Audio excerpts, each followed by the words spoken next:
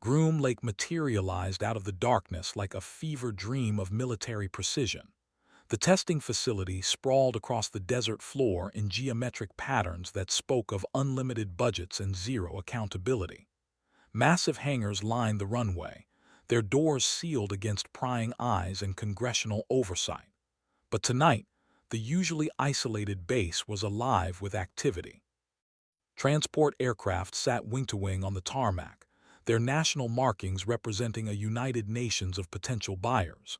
Russian Antonovs, Chinese Y-20s, European A400MS, and aircraft from nations that officially denied having advanced military programs. The demonstration hadn't started yet, but the auction was already in full swing. The Revenant descended through layers of restricted airspace without triggering a single alarm. Its stealth capabilities made radar invisibility seem primitive by comparison. The aircraft didn't just avoid detection, it actively encouraged observers to look elsewhere. Security systems functioned normally while somehow failing to register the most advanced weapons platform on Earth passing directly overhead. Thorne found a vantage point on a mesa overlooking the base, the Revenant settling onto the rocky surface with the delicacy of a butterfly landing on flower petals. From here, she could observe the proceedings while remaining undetected. The aircraft's sensors provided real-time intelligence, penetrating security barriers and encrypted communications with casual ease. What she saw made her blood run cold. General Vale stood in the center of a crowd of foreign military officials, his dress uniform gleaming under the harsh spotlights. He was younger than she'd expected, perhaps 50, with the kind of aggressive charisma that opened doors and closed investigations. But it was the aircraft behind him that captured Thorne's attention. Three prototype fighters sat on display like predators waiting to be unleashed. They weren't exact copies of the Revenant, but the design lineage was unmistakable. Smoother curves, more conventional materials, but incorporating enough Nightfall technology to represent a quantum leap in military capability. "Jesus," Webb's voice crackled through the comm. "Are you seeing this?" "I'm seeing it." Thorne's voice was tight with controlled fury. "He's not just selling the plans. He's already built working prototypes. This is worse than we thought. If those aircraft get into the wrong hands." They both knew the implications. The balance of power that had kept the world relatively stable for decades would collapse overnight. Small nations could project force globally. Terrorist organizations could strike anywhere without warning. The era of predictable, controllable warfare would end in a cascade of chaos and violence. Vale was speaking now, his voice carrying across the desert air with practiced authority. "Gentlemen, what you're about to witness represents the future of air superiority.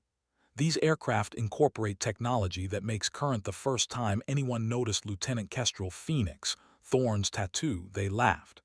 It was during a routine briefing at Nellis Air Force Base, Nevada, when she reached for her flight helmet and her sleeve rolled up, revealing an intricate design on her forearm.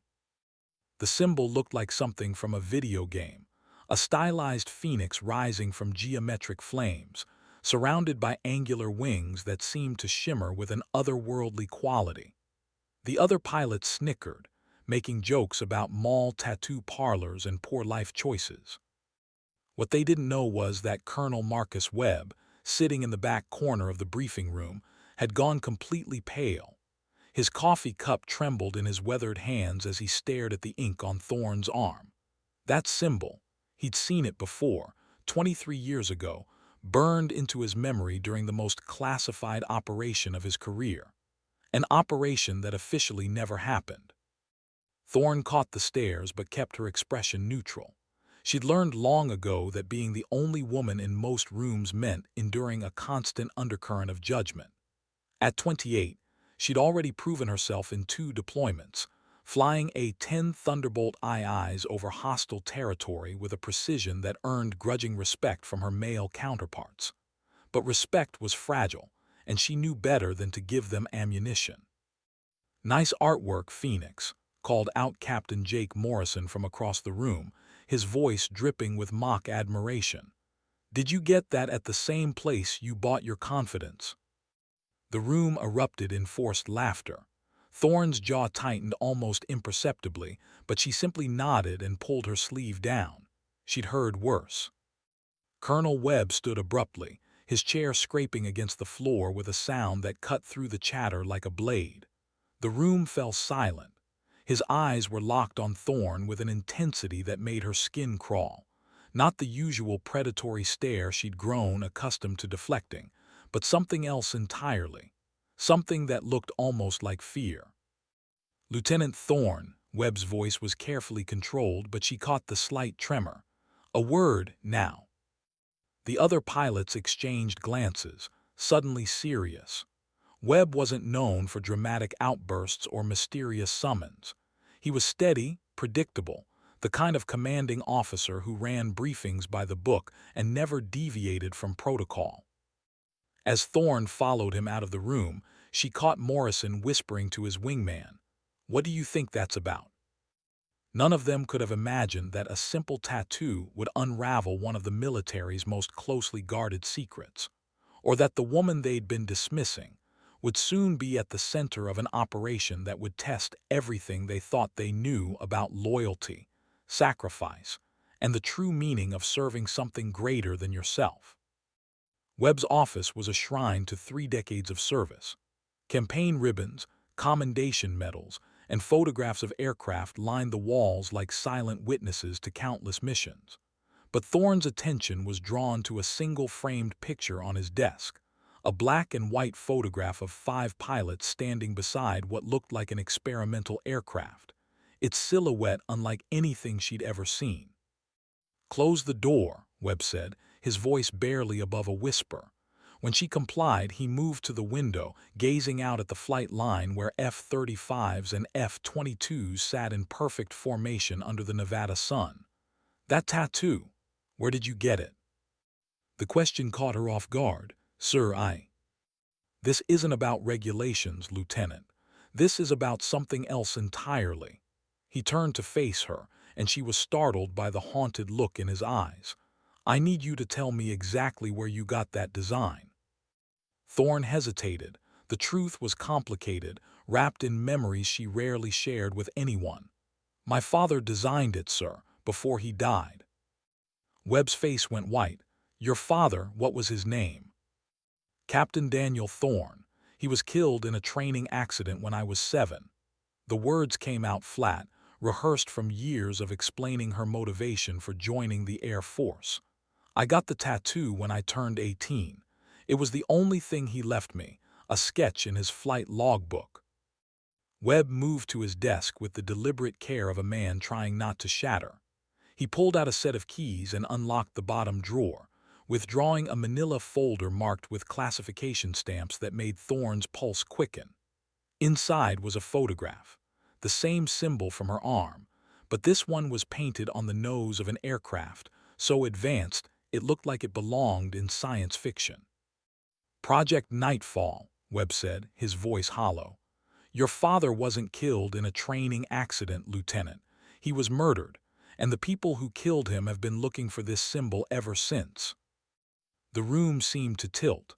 Thorne gripped the back of the chair in front of her, her knuckles white against the leather.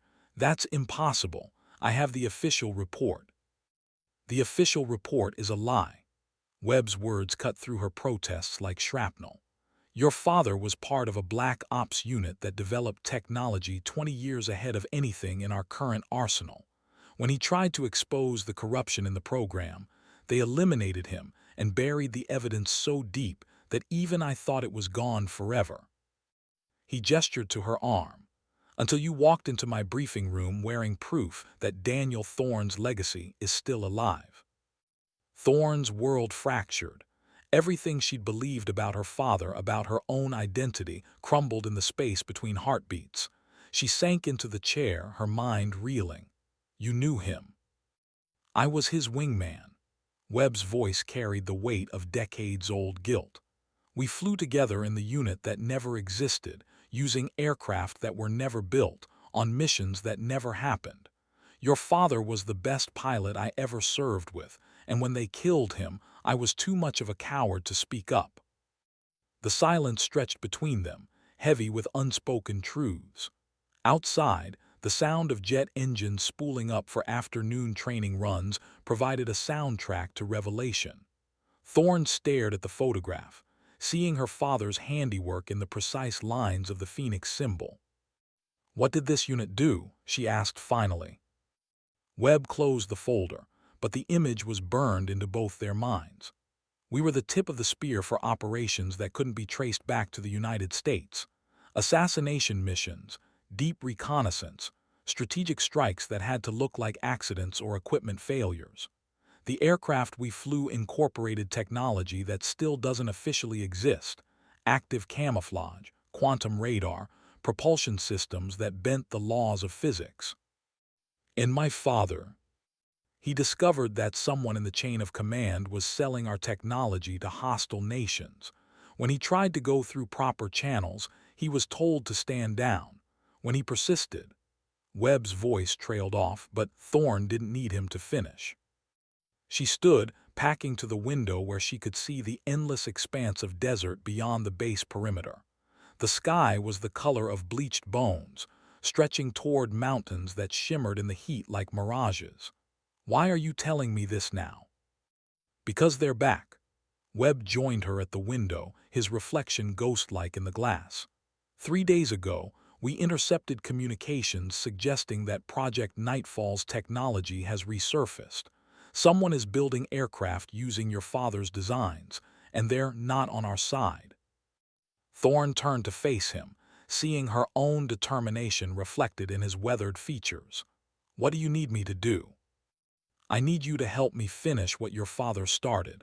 But I have to warn you, the people who killed him are still out there, still in positions of power. If we do this, we'll be painting targets on our backs that will never disappear." The choice hung in the air between them like a live wire, crackling with possibility and danger in equal measure. That night, Thorne lay awake in her quarters, staring at the ceiling where shadows from passing aircraft swept across the acoustic tiles like searching fingers. Webb had given her 12 hours to decide, 12 hours to choose between the safe path of willful ignorance and the treacherous road of truth. Her father's sketch book lay open on her chest, its pages filled with technical drawings that suddenly made horrifying sense. She'd always wondered why a simple pilot would design aircraft that looked like they belonged in science fiction films. Now she understood, they weren't fiction at all. At 400 hours, she made her choice. Webb was waiting in Hangar 18, a structure officially designated for maintenance operations, but actually housing some of the Air Force's most classified projects. The space was cavernous, filled with shadows that seemed to move independently of their sources. Work lights cast harsh circles of illumination on the concrete floor, creating islands of visibility in an ocean of darkness.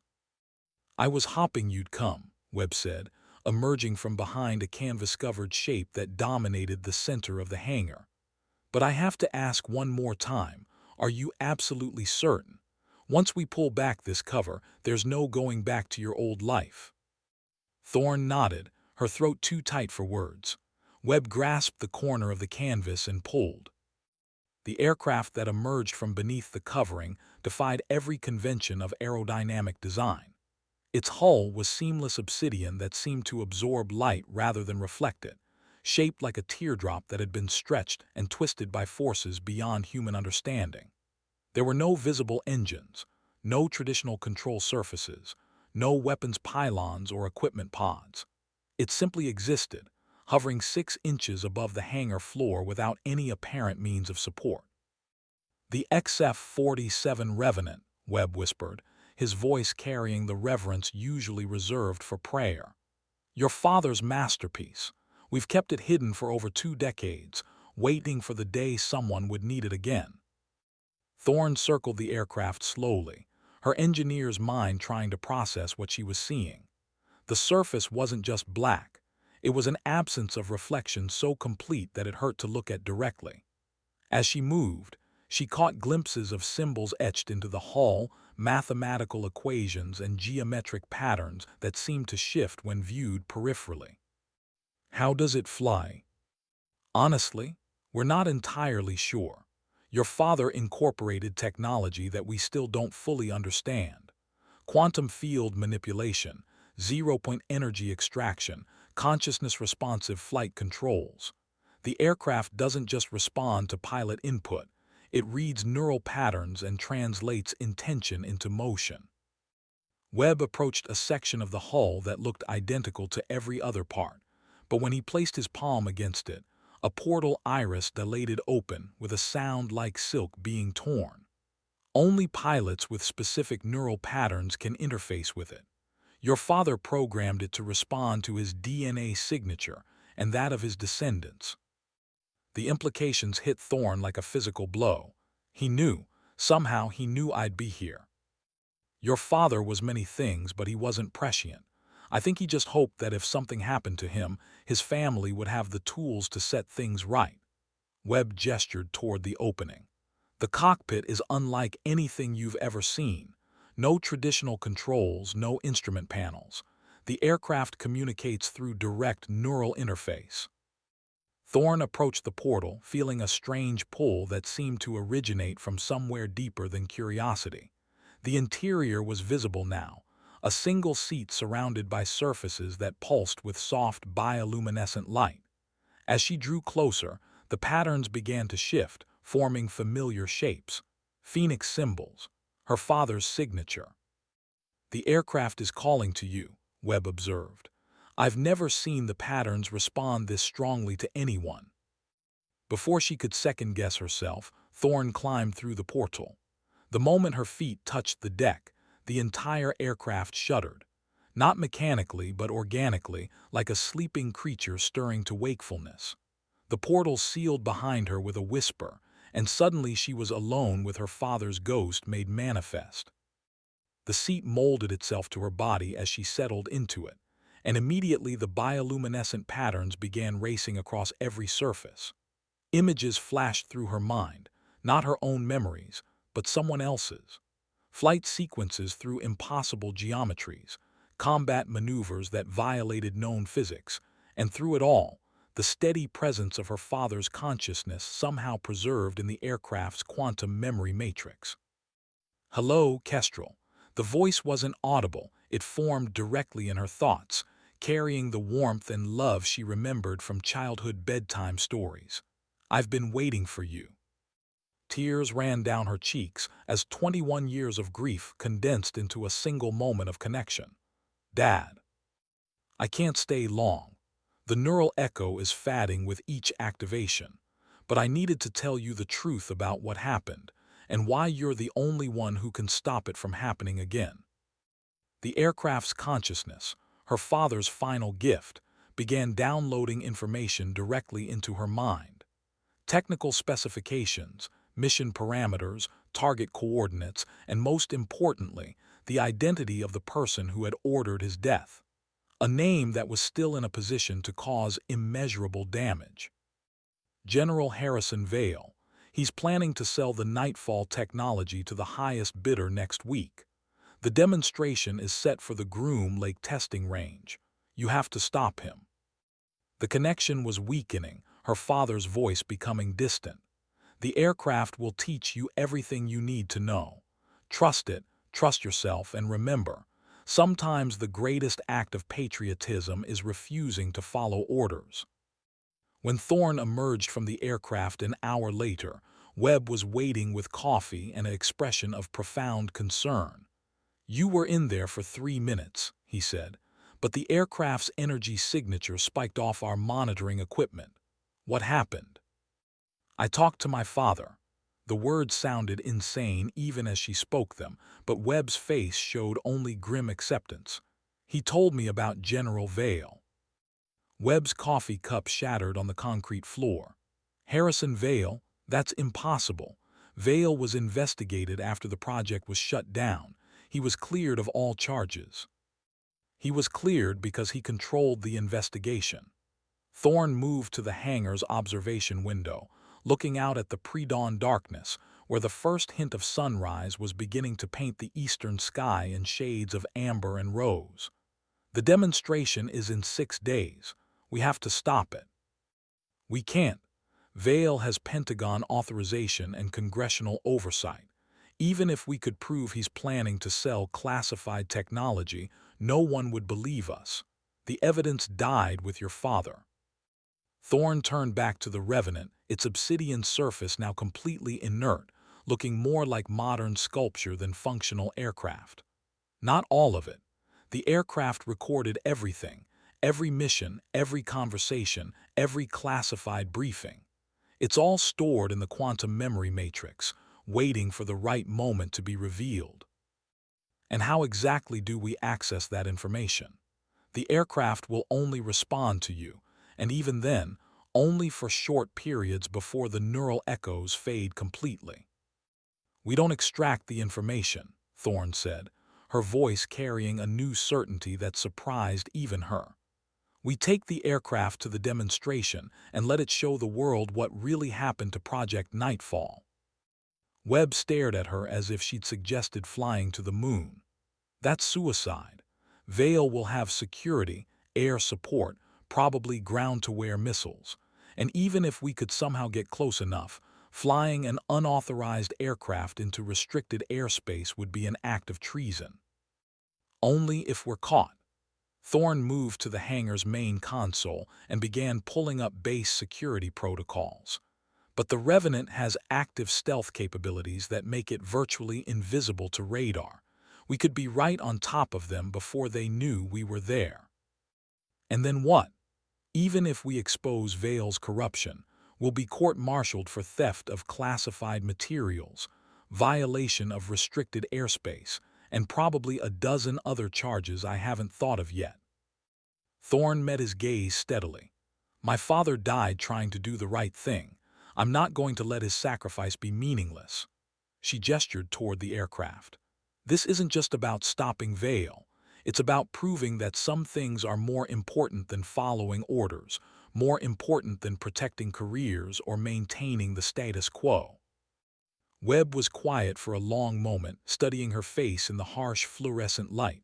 Finally, he nodded. Your father would be proud. The next morning brought unwelcome complications.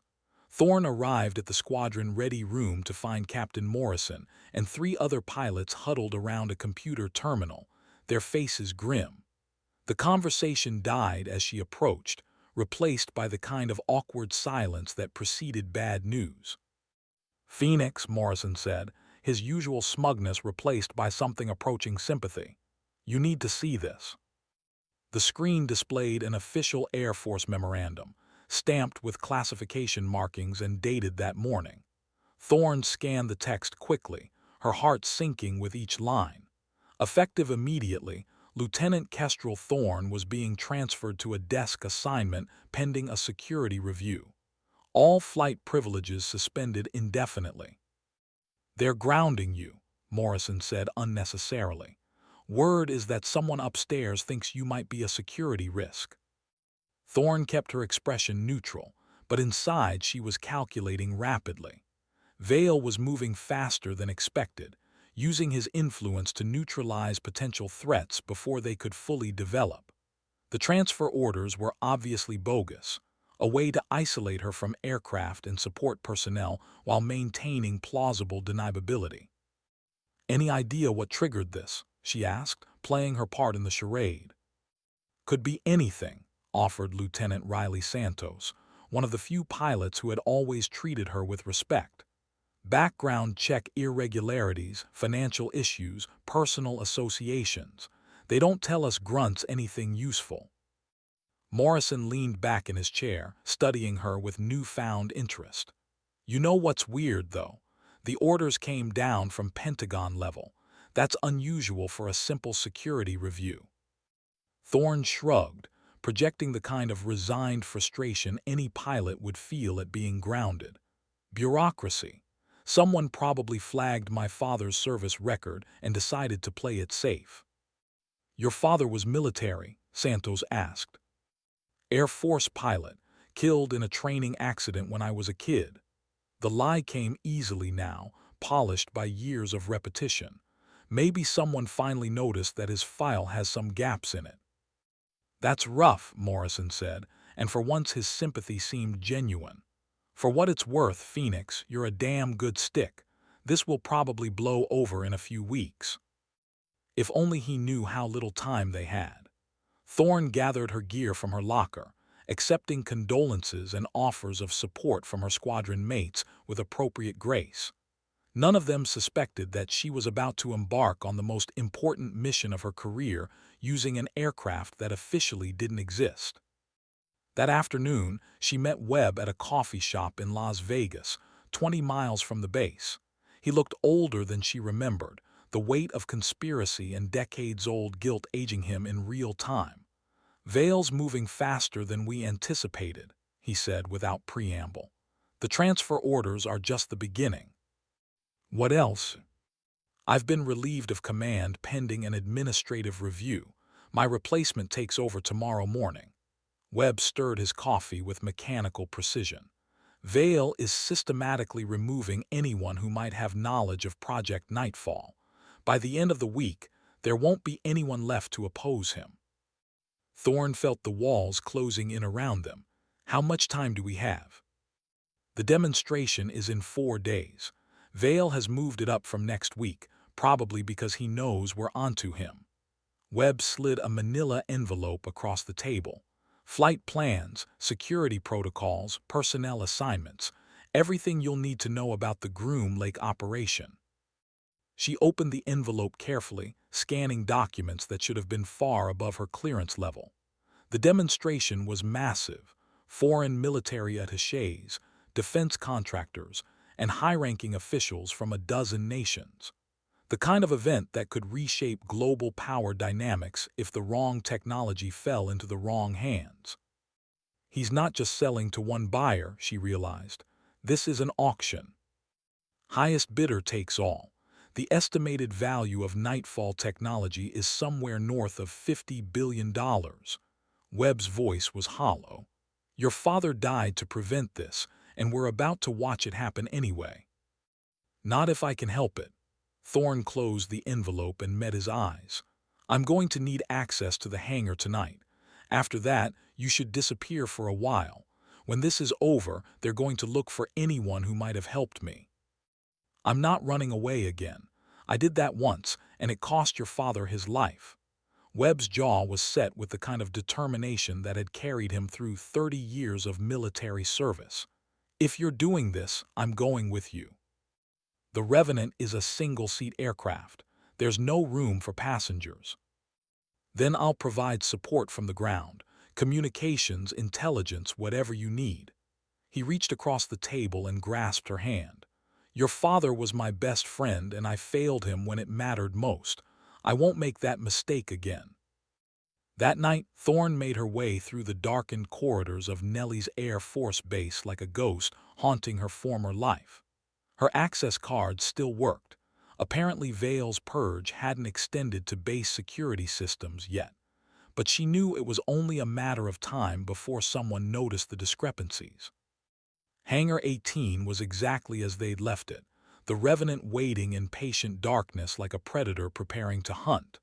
But as Thorne approached the aircraft, she sensed something different. The bioluminescent patterns were already active, pulsing slowly in rhythm with some internal heartbeat.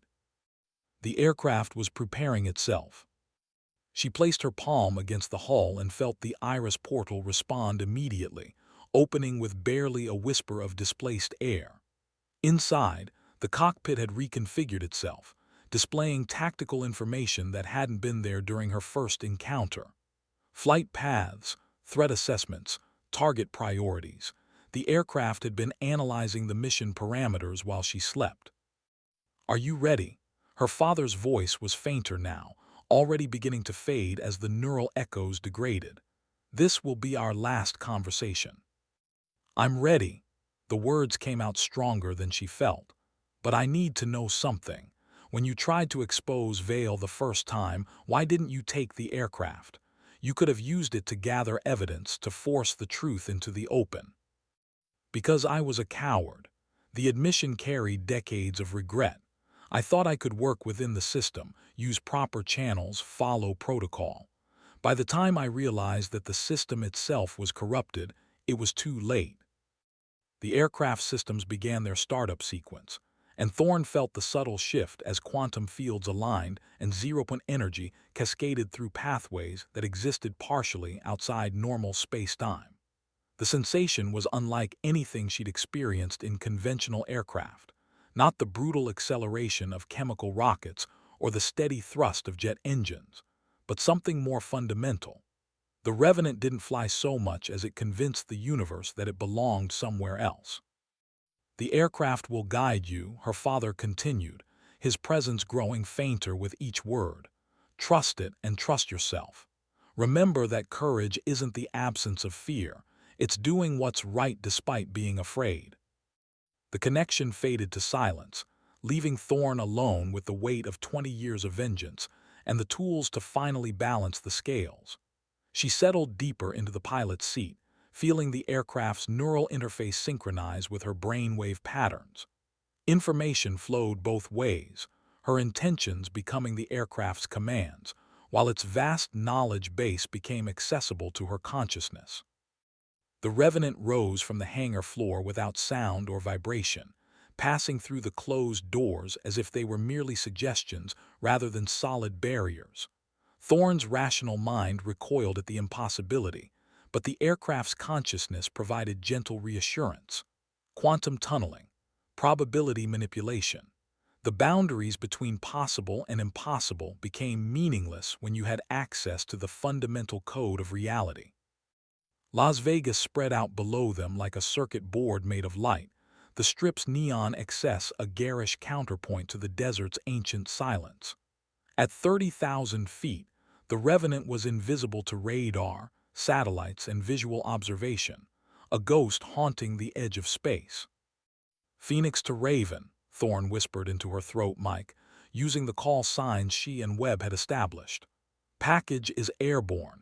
ETA to target zone is 90 minutes. Copy Phoenix. Weather is clear, visibility unlimited. No unusual air traffic in your vector." Webb's voice crackled with static, but she could hear the pride underneath his professional composure. "Your father would be amazed to see this." The Revenant banked southeast toward Area 51, its passage marked only by the stars themselves seeming to bend around its quantum field distortion. Below, the Mojave Desert stretched endlessly, a landscape so barren it looked like practice for death. But Thorne felt more alive than she had in years, finally understanding what her father had tried to tell her through his drawings and designs. Some things were worth dying for, some truths were too important to remain buried, and some wrongs could only be righted by those willing to step outside the law to serve a higher justice. "Raven, this is Phoenix, beginning approach to Groom Lake. Whatever happens next, thank you for believing in me." "Phoenix, this is Raven, give them hell."